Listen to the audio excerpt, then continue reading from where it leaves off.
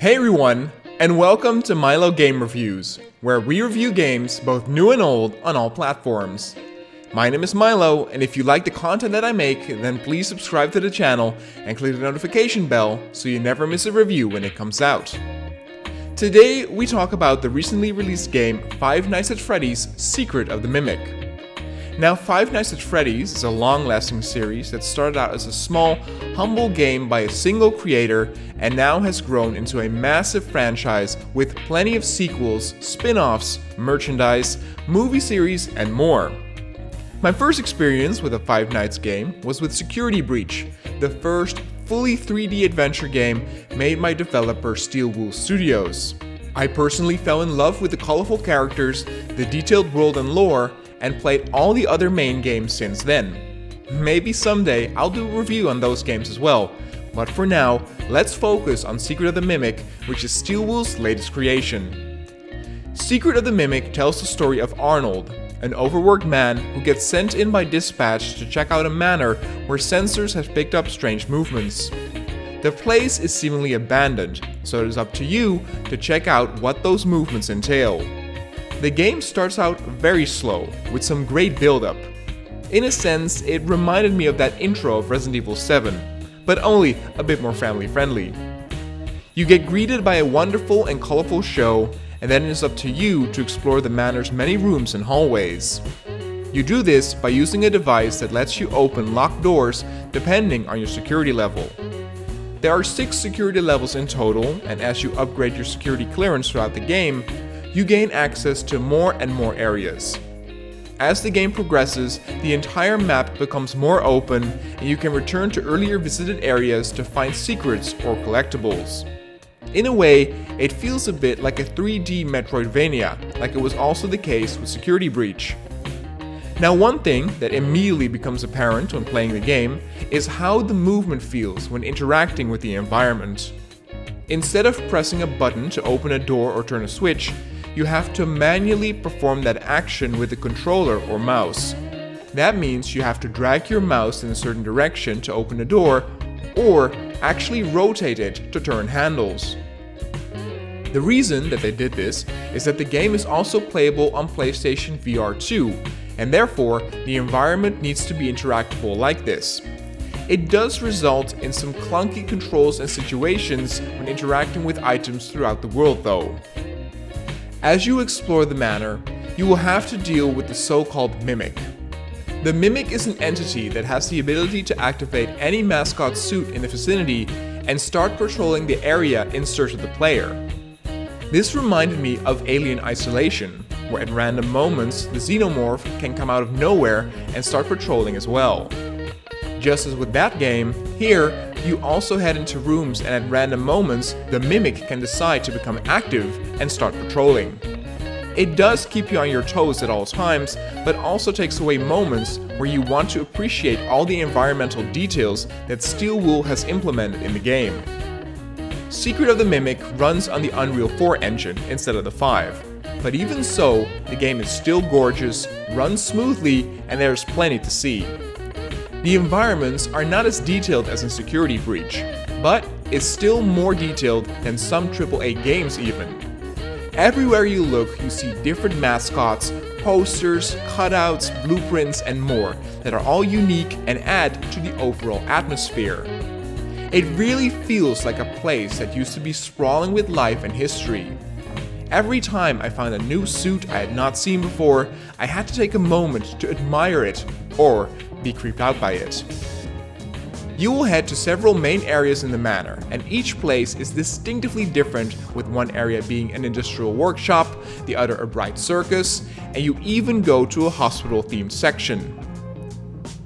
Throughout these areas, you will have to solve different puzzles, sometimes in safe conditions, while at other times you have to do them stealthily while avoiding a patrolling threat. These mini-games and puzzles are usually pretty fun, though some do outlast their welcome. Throughout the main game, you are tasked with shooting circus targets at least 3 times, and even more if you want to get all the secrets and the endings. Though this is fun the first time, it does get repetitive and not that interesting the other times you do it. It's simply you shooting targets that pop in and out, and you do that over and over again. Maybe in VR it might be a bit more entertaining, but I can see that becoming a bit old as well. There are some pretty simple solutions to tackle this, as you never get a segment where you get to shoot a mascot or enemy threat. This would have been a very easy way to add a bit of variety to the shooting or the gameplay by actually having that. In FPS games, we do nothing but shoot enemies, and that often is enough to warrant a full playthrough. Other minigames you get to do are throwing balls at targets, and I do think that had this game not been in VR, that they could have done a lot more variety with the minigames and things to do. Puzzles come in the form of turning pieces of a pipe maze to create a direct connection between the beginning and end point so that the energy can be transferred through it. These were always nice and never too frustrating. One thing I also really want to praise this game for are its chase sequences. In many horror games, they have chase sequences, but often these can be frustrating, confusing, or simply boring, as it becomes an act of trial and error, and you are often put way back at the beginning of the chase sequence. But here, the chases are never too frustrating, and you always have a bit of time to figure out what to do next. There are also multiple checkpoints during the chase sequences, so you never get set back too far and do the entire thing over again. And finally, the chase moments themselves are quite spectacular. The first two chases you get to do with Jackie and Big Top Music Man are exhilarating and epic, and towards the end of the game, you get chase sequences on an even larger scale. Other developers could really look and learn from how the chase moments are handled in Secret of the Mimic. And let's also talk a little bit about the enemies and the mascots themselves. Now, I don't want to spoil all of the fun and reveal what enemies lay in wait, but I can tell you that the enemies you meet here are amongst the best in the series. They are so wonderfully created and animated, with a real highlight being Jackie. It's a creepy Jack-in-the-Box clown, but once you see how it moves and animates, it is unlike anything you've ever seen. The developers made great use of the premise that it has these long and slinky arms, as you see those arms zip past you as you run away from it. This creates a sense of fear as you feel that Jackie is right behind you, whereas in reality, Jackie's face is still quite far out since his arms are simply so long. Nurse Dolly is another highlight, as I simply find dolls very scary, and the way she looks and moves is very frightening. Her first section is also very original, and I would have loved it to see it more explored here. Instead of a freely patrolling enemy, Dolly is stuck to a path on rails, and you need to run in between cover and those rails in order to reach your destination. This creates moments of tension where you can see or hear her coming towards you, and you hope to make it to cover in time. Very tense and cool, and unfortunately only done for 2 minutes or so, after which she does become a freely patrolling enemy, and you are tasked with collecting 6 items to progress while she searches for you. Something we have seen countless times already in other horror games. Finally, I want to talk about how Secret of the Mimic handles its secrets and collectibles, as it does this so incredibly well. During the game, you come across different audio tapes, mailboxes, and collectible presents which you need to collect for a certain ending. There are 25 presents in total, and though some are easy to find, for others, you need to retrace your steps and return to older areas once you have high enough security clearance. Or, sometimes you need to solve a code puzzle for a door in order to proceed. This also opens entirely new sections and rooms you have never been to before, and these areas have received the same amount of detail and care in how they are presented.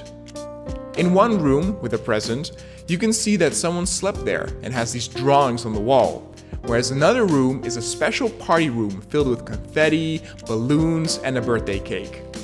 That same attention to details with the collectibles was also present in Security Breach, and I can happily say that Steel Wool are masters at it. In so many games, collectibles just feel put away in random areas that have no environmental storytelling at all, and in Secret of the Mimic, there's story and detail all over the place. I truly wish more games would treat their collectibles and secret collecting like this. So overall, you can hear that I'm quite positive about the game, and I think it is an excellent addition to the Five Nights game series. I do have to admit that my favorite is still Security Breach, and I hope to make a review of that game too someday. It does showcase that Five Nights works best when it's a fully 3D adventure where you get to explore and live in these detailed and amazing environments that are filled with all these interesting characters. What holds it back are some repetitive mini-games that you have to do again and again, and some sections are a bit cliche where you have to gather items while avoiding a threat. In the end, Secret of the Mimic gets an 8. I think the game is definitely better than the Ruined DLC that Steel Wool made, so I think they are on the right track. The environments were so much more atmospheric in this game, and the secrets were also cooler. It has now been proven that Steel Wool can handle the FNAF franchise very well, and I cannot wait to see where they go next with Freddy and his friends.